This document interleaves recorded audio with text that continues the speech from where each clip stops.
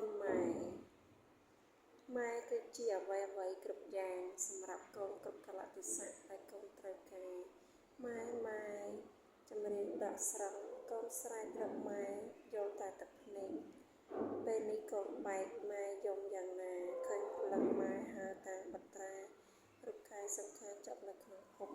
ម៉ែគឺរស្មីលំអងកូនម៉ែគឺជាក្បូនឆ្លងចលសាម៉ែគឺជាស្បៀងលៀងជីវ៉ាម៉ែគឺវាសនាជីវិតកូនចម្រើនពរញោមញាតិសាធុសប្បុរសទាំងឡាយមុននឹងចាប់ផ្ដើមសម្ដែងបរិយាយនៅព្រះគុណម៉ែសូមញាតិញោមសាធុសប្បុរសគ្រប់រូបសម្រួលនៅអរិយាប័ត្រឲ្យបានសមរម្យញ៉ាំងសមាធិចិត្តបាត់ប្រត់ទៅនៅក្នុងសេចក្តីស្ងប់ប្រយោជន៍ដើម្បីកម្ចាត់បងទៅនីប្រណៈធម៌ផងទាំងពួងហើយយកចិត្តទុកដាក់ស្ដាប់នឹងត្រេកនៅយកនៅព្រះធម៌ប្រកបដោយយកនិសមនសិកាដើម្បីបានសម្រេចនៅអានិសង្សទាំងឡាយដល់បរិបូរណ៍សំតាបំណងប្រាថ្នារបស់ខ្លួនគ្រប់គ្នាក្នុងគណៈពេលដែលដងចិត្តរបស់សាធុសប្បុរសទាំងឡាយ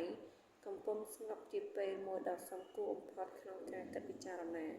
ស្រមើស្រមៃរលឹកនឹកដល់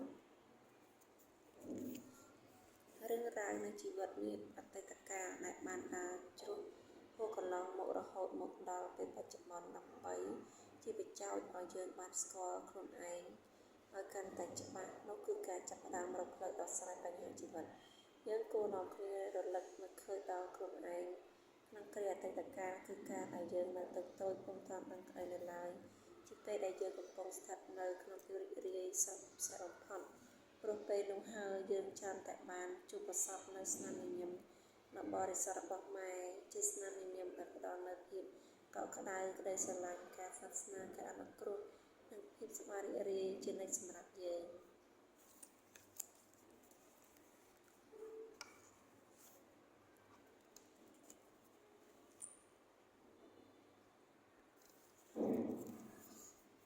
ពេលនោះយើងសែនមានសេចក្តីសុខពន់ពេកចំពោះស្ថានភាពបែបនេះហើយយើងក៏បានបង្កើតនូវស្នាមញញឹមដ៏ស្រស់ស្អាតមួយត្រឡប់តបទៅរកម៉ែវិញយើងតែងតែគិតដល់គ្រាអតីតកាលដែលម៉ែធ្លាប់បិទបាច់ថែរក្សាយើងជាទុកដាក់យើង